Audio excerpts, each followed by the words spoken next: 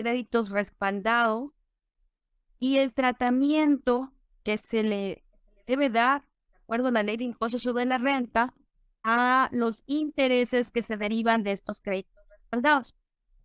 Primeramente, pues sabemos que las empresas para sus necesidades de operación requieren pues fuentes de financiamiento. Y cuando se tratan de empresas de grupo, que también las conocemos como corporativos o fiscalmente el concepto que manejamos es empresas que son partes relacionadas o empresas hermanas, es muy frecuente que las empresas hermanas se hagan préstamos entre ellas, ¿no? En lugar de acudir a un sistema financiero, a un banco, una institución, pues es en préstamos entre ellos, pero estos préstamos pues, también generan algo que se conoce como intereses, un costo, para una es el costo de ese financiamiento y para la otra pues es un ingreso que se recibe.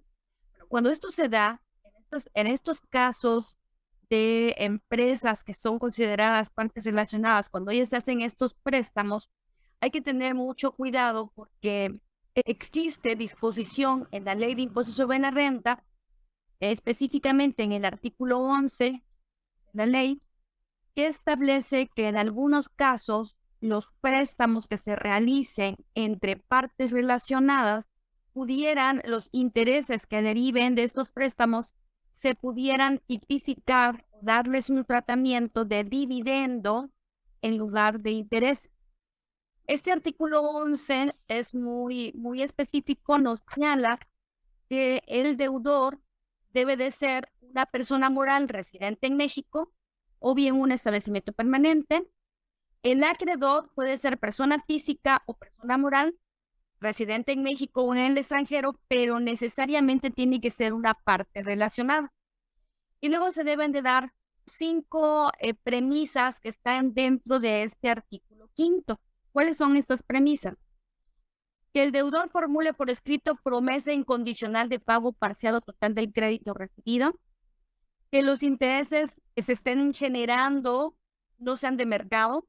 En el caso de incumplimiento del deudor, el acreedor tenga derecho a intervenir en la dirección o administración de la sociedad, que los intereses que se deba pagar el deudor estén condicionados a la obtención de utilidades, que su monto se fije en base a las utilidades. Y por último, que es el punto en el que estamos enfocándonos, que los créditos, este préstamo, llegan a tipificarse como créditos respaldados. Es importante mencionar que préstamos entre partes relacionadas, cuando se dé cualquiera de estos 5 supuestos, los intereses no serán intereses, sino deberán ser dividendos.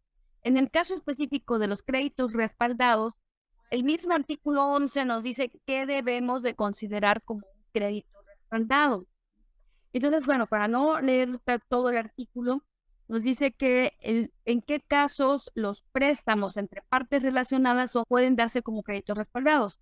Dice, operaciones en las que se proporcione efectivo, bienes o servicios.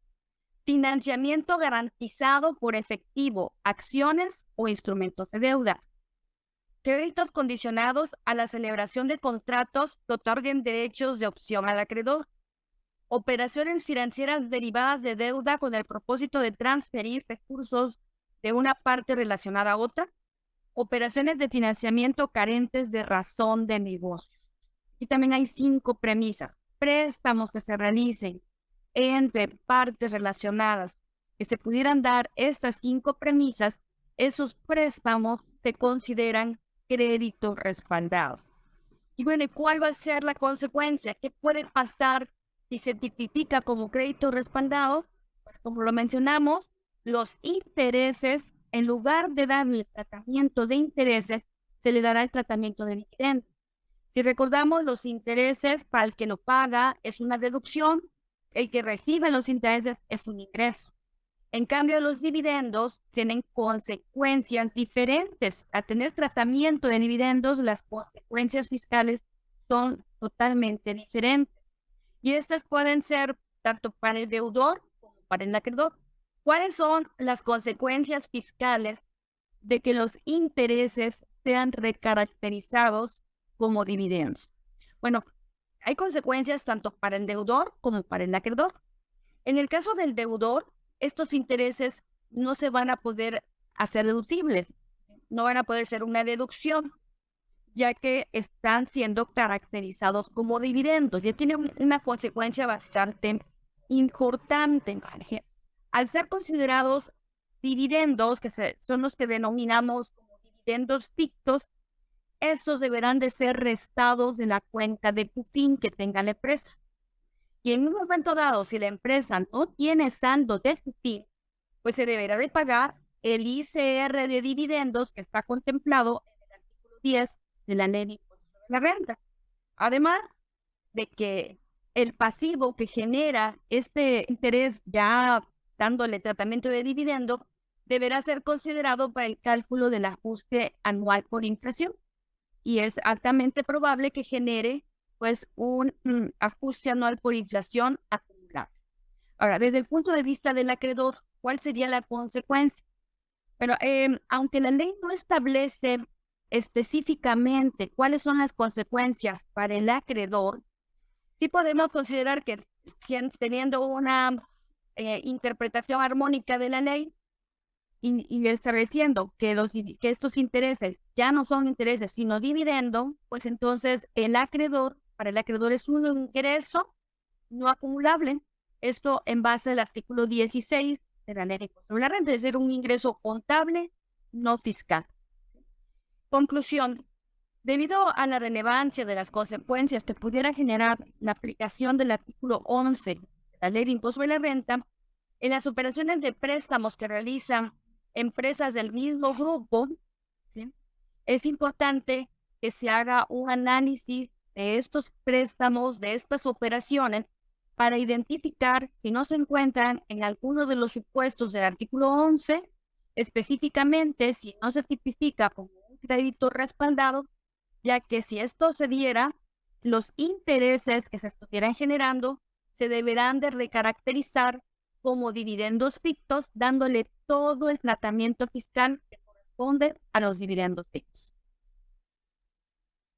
El hecho de que las empresas realicen operaciones que se generen intereses y que estos pudieran estarse generando por créditos respaldados, la consecuencia más importante y el riesgo más importante es que estos intereses no son deducibles. Entonces, si la empresa no le dio el tratamiento contable y fiscal de dividendo y lo hizo deducible, pues en un ejercicio de facultades de la autoridad fiscal, pues van a recaracterizar esos intereses y pues se van a volver no deducibles. Ese es, creo que, la principal riesgo y consecuencia de esta disposición. Desde el punto del acreedor, es decir, el que otorga el préstamo, cuando otorga un préstamo, pues genera intereses que para el acreedor son un ingreso contable y es un ingreso fiscal que genera impuestos a cargo. Cuando se hace esa recaracterización del interés hacia dividendos, para el acreedor, ese ingreso que estaba, al ser considerado interés, estaba generar impuesto, pues deja de ser un ingreso que genere impuestos, ¿sí?, porque hay una disposición específica en la ley, en el artículo 16, que nos dice que los dividendos recibidos son no acumulables. ¿Qué significa no acumulable? Pues que no genera impuestos sobre la renta. Entonces, desde el punto de vista del acreedor, la persona que está cobrando el interés, pues al acreedor le beneficia, porque el acreedor va a recibir un ingreso que no le va a generar impuesto y que adicional va a poder sumar a su CUFIN. Ese es el tratamiento que se le da a los dividendos.